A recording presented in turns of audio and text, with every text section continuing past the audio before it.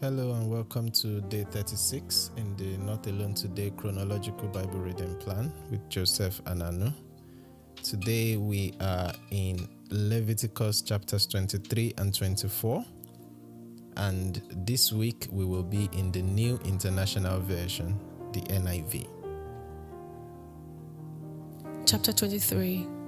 The Lord said to Moses, "Speak to the Israelites and say to them, these are my appointed festivals, the appointed festivals of the Lord, which you are to proclaim as sacred assemblies."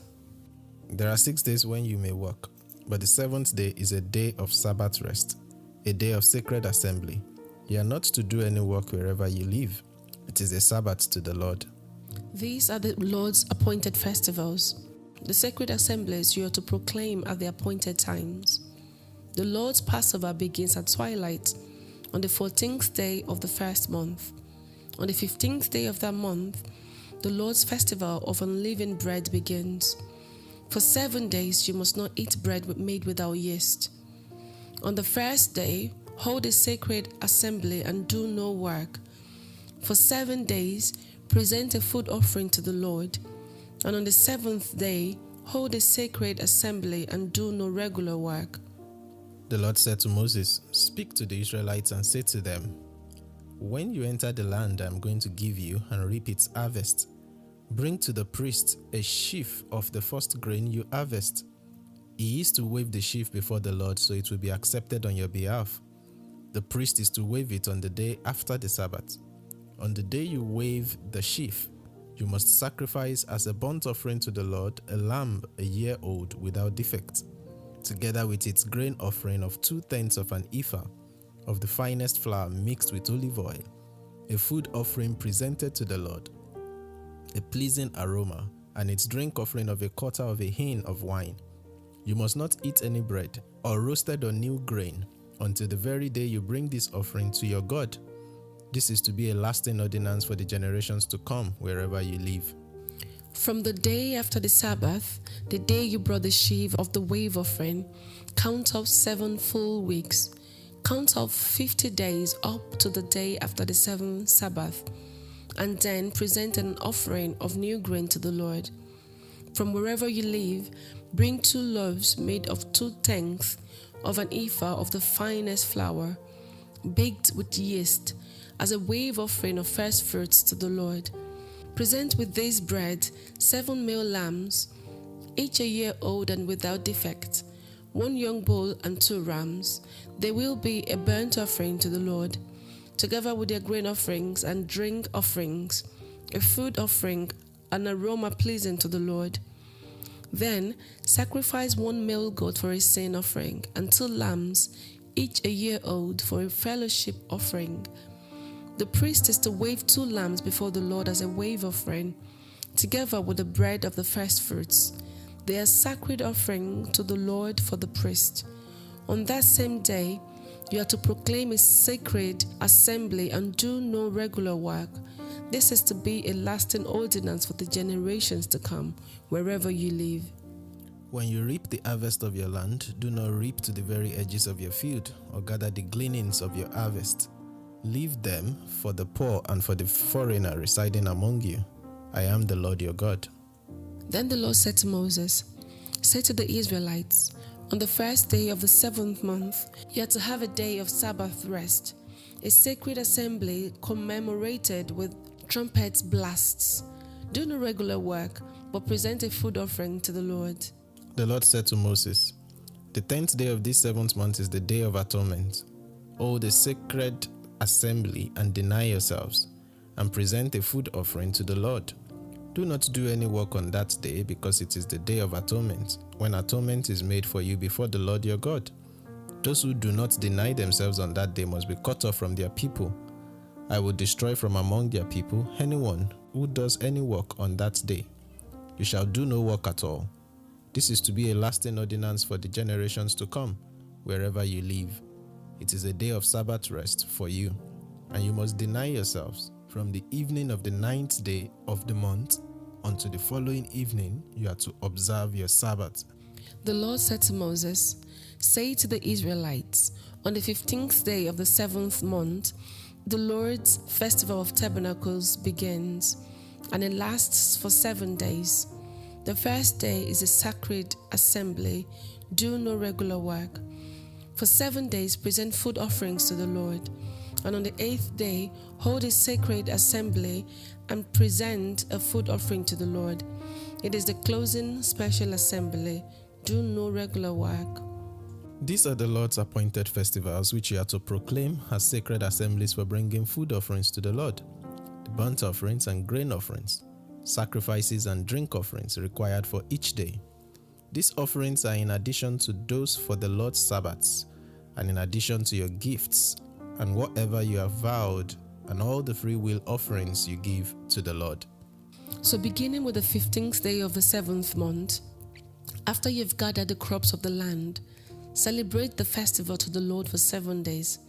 The first day is a day of Sabbath rest, and the 8th day also is a day of Sabbath rest.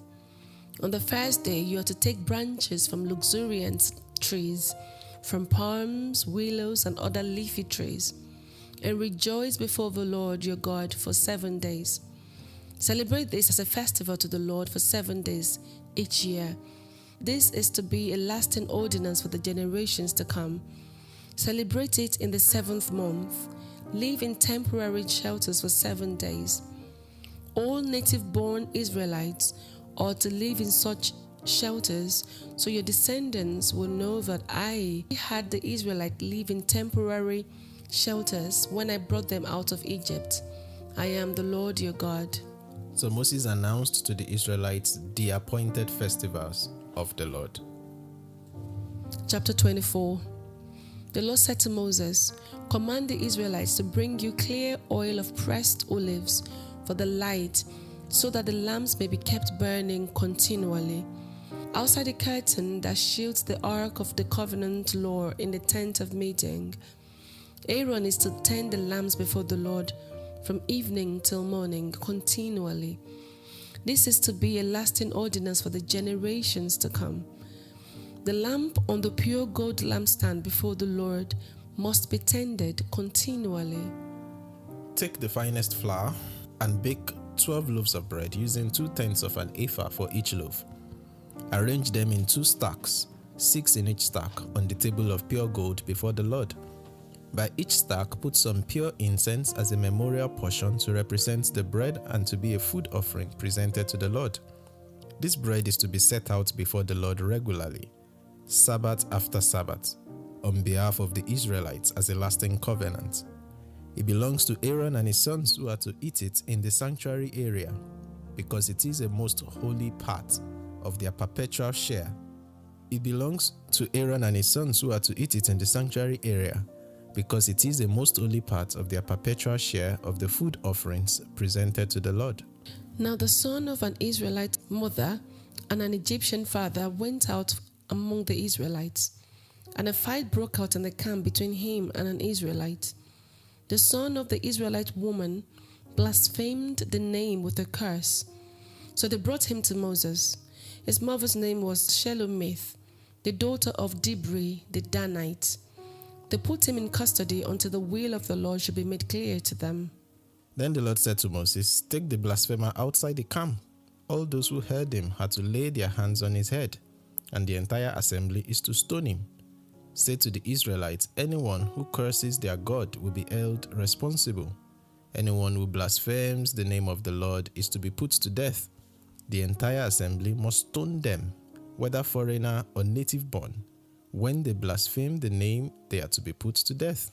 Anyone who takes the life of a human being is to be put to death.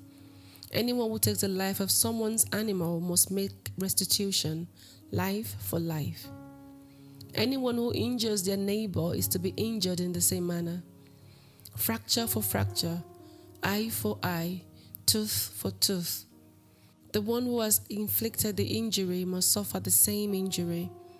Whoever kills an animal must make restitution, but whoever kills a human being is to be put to death. You are to have the same law for the foreigner and the native born. I am the Lord your God. Then Moses spoke to the Israelites, and they took the blasphemer outside the camp and stoned him. The Israelites did as the Lord commanded Moses. This is the word of the Lord. Thanks be to God. By way of quick recap, we covered 2 chapters today. Leviticus 23 and 24. In chapter 23, we saw the appointed festivals that the Lord has given to his people.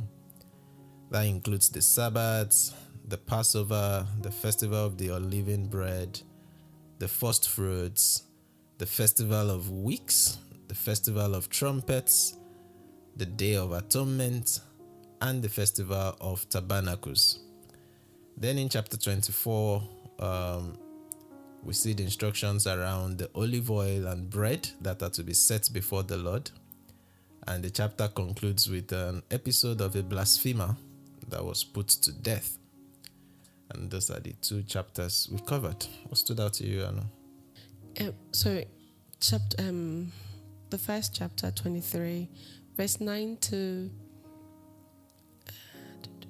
12, so 14, reads to me as though the waving of the sheaf and the offering of the first fruit is a way that the Israelites, it's a way that will bring prosperity to the land. Is that correct?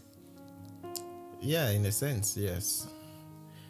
Not that the action itself is what is bringing the prosperity. I'm thinking of it in light of Psalm 76, I believe, where it says, let all the people praise me, let all the people praise me, then their heart shall yield its increase. It's all in tandem. The wave offering, the offering of, that's the festival of first fruits that you're talking about, is both a testimony on thanksgiving to God for what he has given, as well as a gesture that because of that obedience, more blessings are commanded on the people, if that makes sense. Yeah, for me, it's just good to see all those 7 festivals spelled out. So in one chapter, we could see all of the festivals and how they roll into one another. Because the beginning of one and the ending of one, in some cases, signal the beginning of the next. There is a Jewish author by the name of Zola Levitt that has written a very beautiful, he has all these very short books, and he has one that are on the festivals of the Jews that is very, very insightful. So he takes, I think, this couple of chapters that we've read today and begins to show us how all of these festivals were fulfilled in the life and ministry of Jesus. I think the only one that is waiting to be fulfilled would then be the Festival of Trumpets, which is symbolic of, the second coming of the Lord Jesus Christ in his explanation. So I just found that to be really interesting, to show that the festivals are not they are not an end in themselves, but again also part of the shadows of things to come. And Jesus literally fulfilled each of these festivals, especially in that Passion Week, leading to that climax in the death, burial, and resurrection, and of course the Pentecost that would come 50 days later. In that sense, makes sense.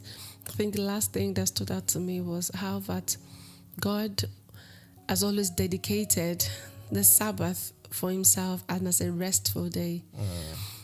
And the case study that was given at the end of the Israelite mother, Egyptian father. I don't understand. I don't know how it abruptly came into the narrative.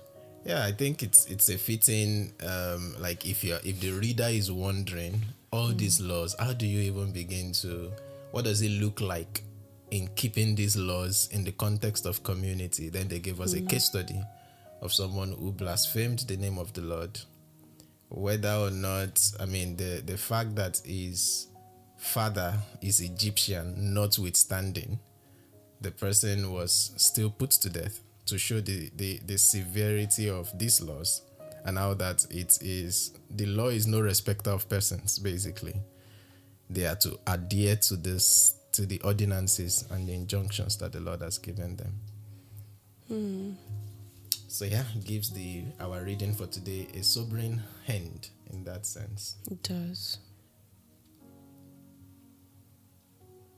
We'll turn the page as we keep going on day 37, where we'll see laws around Jubilee, and I'm looking forward to that.